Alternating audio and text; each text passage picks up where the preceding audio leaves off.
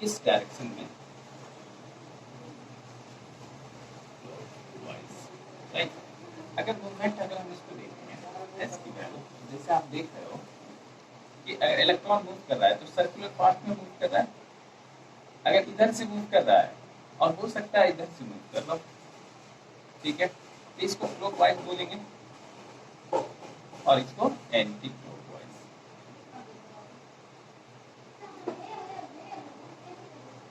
ठीक है। क्लॉकवाइज अगर मूवमेंट इसका है, क्लॉकवाइज मूवमेंट है, एंटी क्लॉकवाइज, क्लॉक, ठीक है। अगर क्लॉकवाइज है तो इसको अप स्पिन भी कहते हैं, अप स्पिन, एक और नाम है इसका, दो नाम है, और इसको डाउन स्पिन कहते हैं, डाउन स्पिन। अप स्पिन को इंडिकेट करते हैं प्लस हाफ से और इसको माइनस हाफ से, ठीक है। तो स्पिन हमारे पास दो तरह के, प्लस हाफ और minus half, clockwise, anti clockwise, या अप स्पिन या फिर डाउन स्पिन, हम इस तरह से इसको इंडिकेट कर सकते हैं।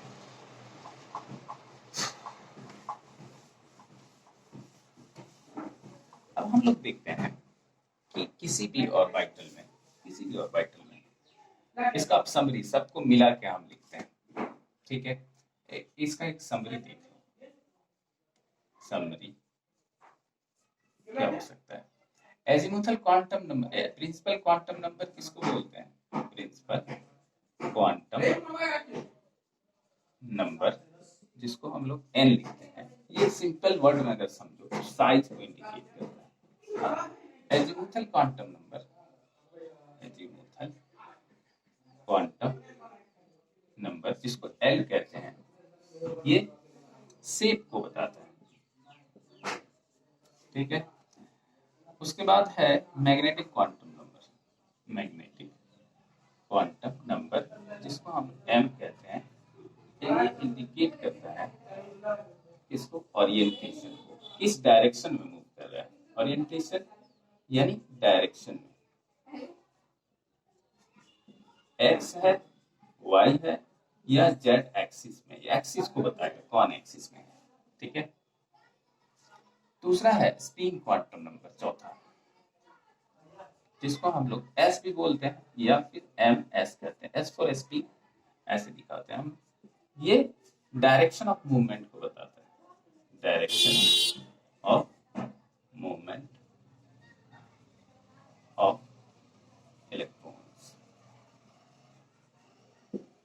इलेक्ट्रॉन्स की डायरेक्शन को मूव करता है कि क्लॉकवाइज है या एंटी क्लॉकवाइज है, ये हमें याद रखना है। अब इससे रिगार्डिंग, चारों से रिलेटेड क्वेश्चन अगर हम लोग देखना चाहते हैं कि सारे क्वांटम नंबर हम निकालना चाहते हैं किसी सबसेल का, सबसेल मान लो कौन कौन है, एस है, एस में चारों क्वांटम नंबर की वैल्यू निकालना चाहते हैं, तो एन की वैल्यू, तो इसमें हम लोग सेल का ये सब सेल वन लिया, अब किसमें है ये सब सेल ये नहीं पता है, तो अगर हमको यहाँ दे दे 2s दे दे या 1s दे दे, कुछ भी दे सकता है, तो इसमें n की वैल्यू कितना है, ये जो है वो n की वैल्यू है 2। एजीमुथल क्वांटम नंबर की वैल्यू क्या हो जाएगा, s में l की वैल्यू 0 होता है, और इसका मैग्नेटिक क्वांटम की नंबर की वैल्यू भी 0 हो जाएगा, क्योंकि वो -l से +l तक जाता है, तो l की वैल्यू के ऊपर ये डिपेंड करता है। और फिर स्पिन क्वांटम नंबर की वैल्यू क्या हो जाएगी, +½ भी होगा एंड -½ दोनों होगा, क्लॉकवाइज भी हो सकता है, एंटी क्लॉकवाइज भी हो सकता है, क्योंकि इसमें इलेक्ट्रॉन कितना रहते हैं एस सबसेल में, एक अप स्पिन और एक डाउन स्पिन। तो ये अप वाले को, ये अप स्पिन वाले को ऐसे हाफ से दिखाते हैं, अप स्पिन जिसको हम लोग +½ कहते हैं, ये डाउन स्पिन जिसको हम लोग -½ कहते हैं।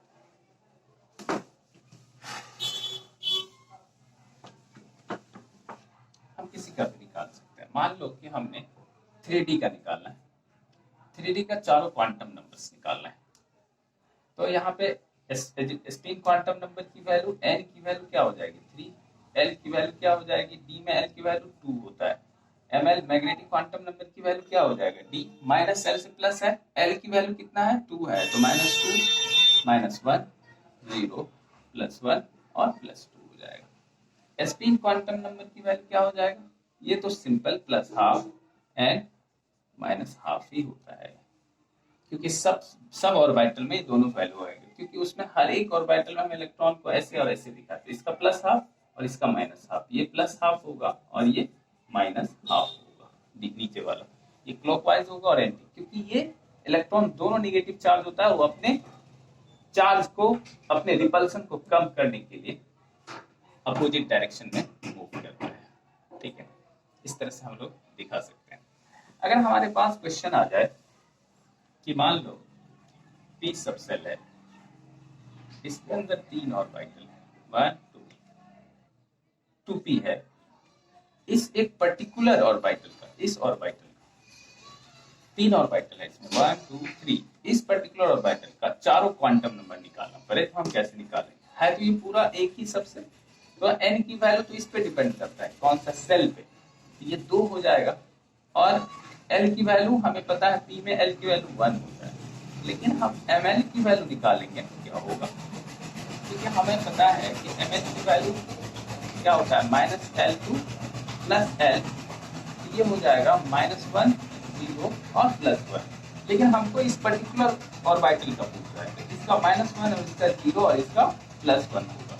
ठीक है, तो हमको इसका पूछ रहा है मैग्नेटिक की वैल्यू, ये मैग्नेटिक की वैल्यू है, ml की वैल्यू, ये जो नीचे -1 +1, तो हमको इसका पूछ रहा है, तो इसका कौन सा होगा? सिर्फ 0 होगा, सिर्फ 0 होगा, और स्पिन की वैल्यू +12 एंड -12 दोनों होगा, क्योंकि इसमें ऊपर से भी होगा और नीचे से भी होगा। ठीक है, अगर इसी में हमसे पूछ दिया जाए कि पर्टिकुलर इसका निकालना है, मान लो 3D है 5, इसका निकालना है सारे क्वांटम नंबर की वैल्यू, इसका ही नहीं बल्कि इसमें इलेक्ट्रॉन है एक अप और एक डाउन, हमसे पूछ रहा है कि ये डाउन स्पिन वाले का निकालना है। n की वैल्यू 3, d की वैल्यू 2 और ml की वैल्यू -l से +l, तो -l की वैल्यू -2 है, तो ये -2 -1 0 +1 और ये +2, तो ये क्या हो जाएगा? +1 हो जाएगा मैग्नेटिक की, और स्पिन की वैल्यू नीचे वाला डाउन स्पिन है तो -12 होगा, इस तरह से। और इसका अगर पूछता है इस इलेक्ट्रॉन का, तो फिर हम लोग +12 लिखते हैं, क्योंकि वो नीचे के डायरेक्शन में।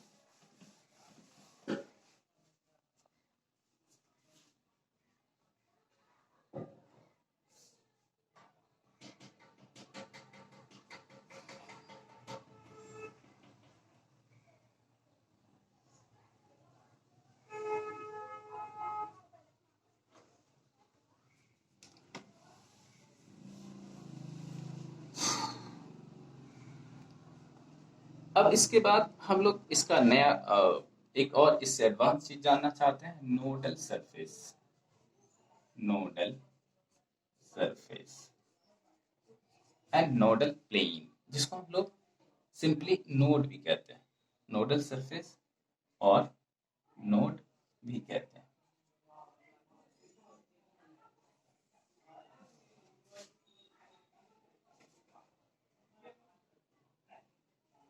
नोड्स भी कहते हैं। ये क्या है, ये जानना चाहिए। जहां पे नोड उसको कहते हैं जहां इलेक्ट्रॉन डेंसिटी क्या हो जाए, 0 हो जाए, तो ये हम लोग the region where probability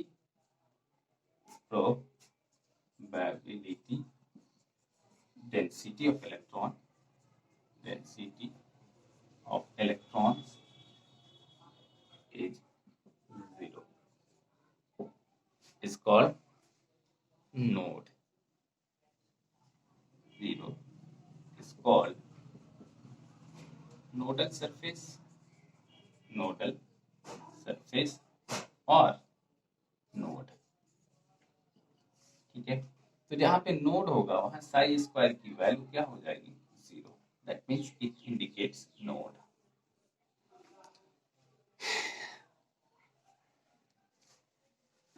node के टाइप्स क्या हो सकते हैं? नोड जो है दो तरह के होते हैं, रेडियल नोड और एक होता है एंगुलर नोड। रेडियल नोड हमारे पास कितना होगा, ये दोनों को मिला देंगे टोटल नंबर ऑफ नोड्स। अगर हमें क्वेश्चन में दिया हो रहेगा अलग अलग नाम करके तो अलग अलग निकालेंगे, अगर सिंपली नोड दिया हुआ है तो सिर्फ नोड की वैल्यू लिख देंगे, दोनों को ऐड कर देंगे। रेडियल नोड की वैल्यू होता है नंबर ऑफ, रेडियल डायरेक्शन में कितने नोड हो गए, एंगुलर डायरेक्शन में कितने होंगे, नंबर ऑफ रेडियल नोड, ये होगा n minus L minus one. L क्या है, अज़ीमुथल क्वांटम नंबर है। और इस केस में angular node, number of angular node, ये होगा n, सॉरी l होगा, l होगा।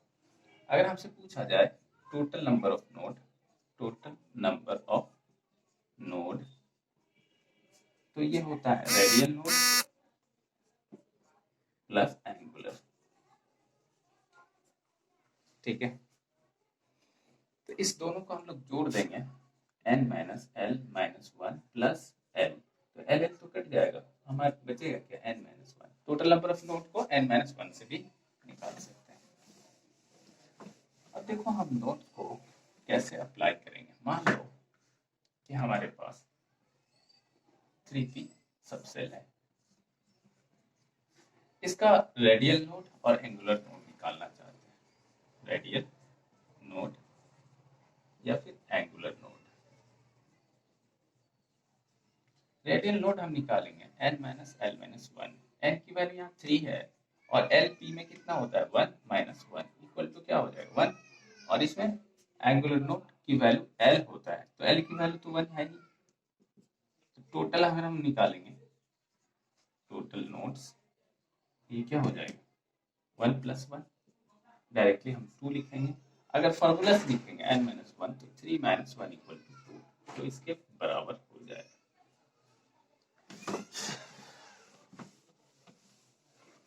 राइट,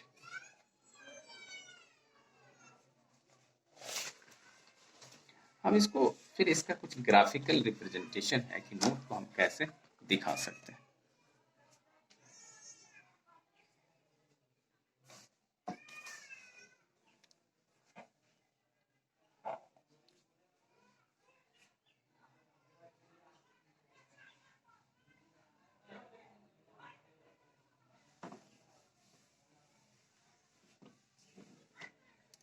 अगर हम लोग आते हैं किसी भी सब सेल के अंदर देखना चाहते हैं, किसी सेल के अंदर, मान लो S1S के अंदर हम देखना चाहते हैं नोड्स का ग्राफिकल रिप्रेजेंटेशन, ग्राफिकल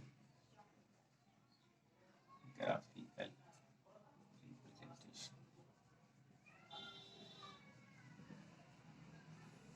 1S सब सेल का हम लोग कैसे निकालेंगे। यहाँ पे 1S का अगर हम लोग ग्राफ देखेंगे तो ये इस तरह का ग्राफ आएगा, ठीक है। इधर साई की वैल्यू है, ठीक है,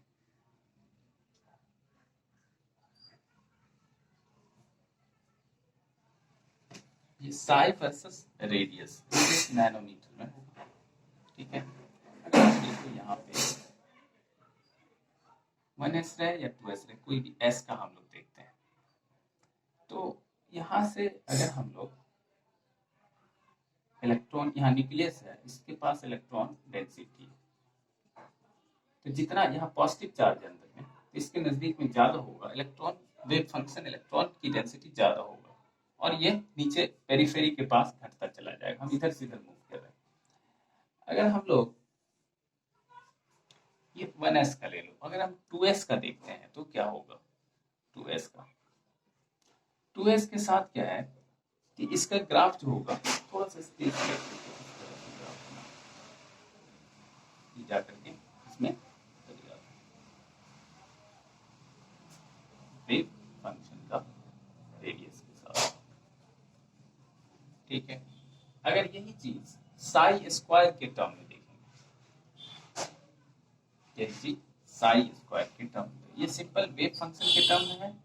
अगर हम साई स्क्वायर ले लें, प्रोबेबिलिटी डेंसिटी ले लें वर्सेस रेडियस, ये ग्राफ कैसा होगा? सिर्फ साई का और साई स्क्वायर का दोनों में फर्क है, इसका कुछ इस तरह का होगा।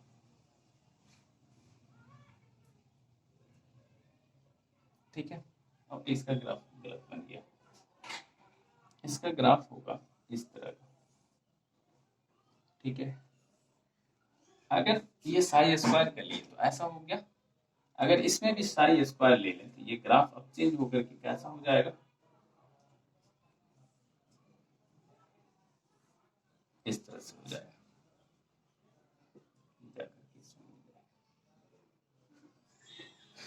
ऐसा क्यों हुआ?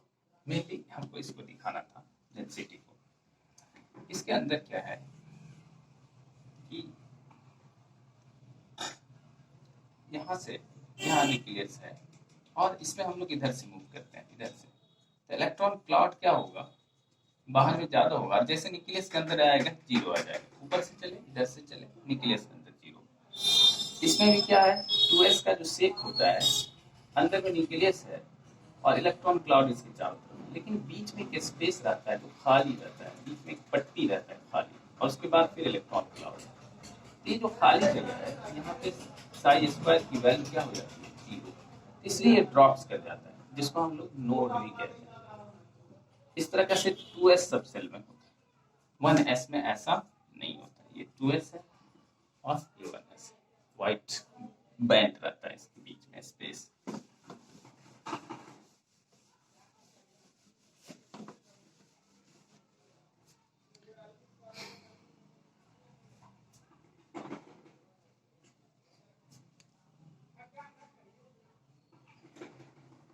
energies of orbital, energies of orbitals, orbitals की एनर्जी क्या हो? डी, इसमें एक नया टर्म आता है, D generate orbital, D generate orbitals.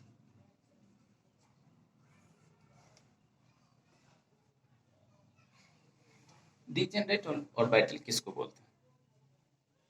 The orbitals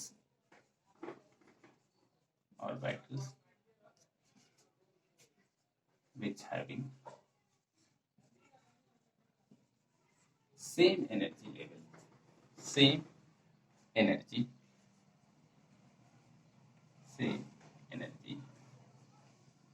level is called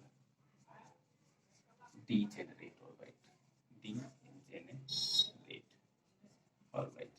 basically degenerate का मतलब भी होता है सेम एनर्जी लेवल। जैसे आप पी को ले लो, इसमें 3 ऑर्बिटल है, तो सबकी एनर्जी क्या होगी? सेम एनर्जी होगी, सेम एनर्जी किसी भी सब सेल के ईच ऑर्बिटल का। डी में आप देखोगे इसमें 5 ऑर्बिटल है, इसकी सारी की एनर्जी क्या होगी? सेम एनर्जी होगी।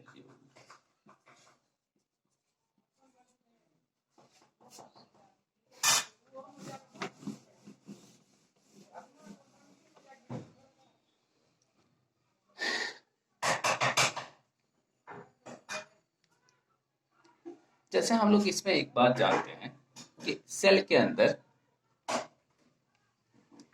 Energy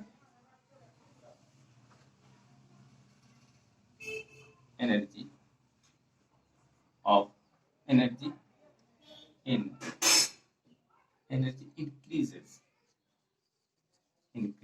when cell number increasing, that means